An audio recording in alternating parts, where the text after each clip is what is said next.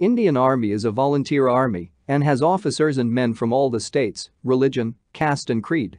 The volunteers are put through intensive training and forged into formidable fighting machines as humans who operate at the Siachen Glacier in -50 degrees centigrade or in the deserts at +50 degrees centigrade.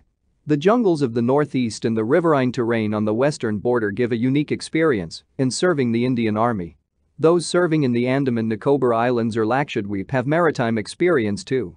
The principle of training remains the same across the board: the more you sweat in peace, the less you bleed in war. The Indian Army operates in no war no peace environment and is committed to the Chetwode Oath which each gentleman cadet takes before being pipped as an officer. The safety, honor, and welfare of the country comes first always and every time. The safety, honor, and welfare of the citizens comes next. The safety, honor, and welfare myself comes last. Having given you the background on the basis of which the Indian Army is a formidable force, let me now share the Sri Lanka experience during Op Pawan. I was commissioned into 65 Armored Regiment and had trained to fight on the T-72M1 tanks.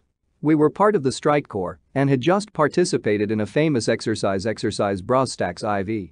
I have deliberately kept away the unpleasant sight of combat which is adequately covered in movies.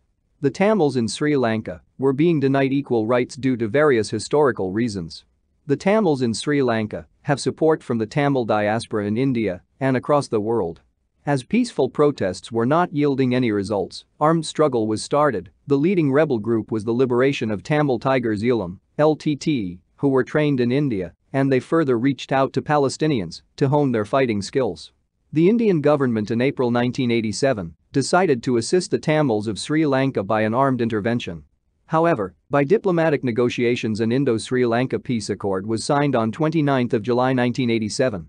LTTE was not happy with this peace accord as it compromised their aim of complete freedom in the northern and eastern provinces.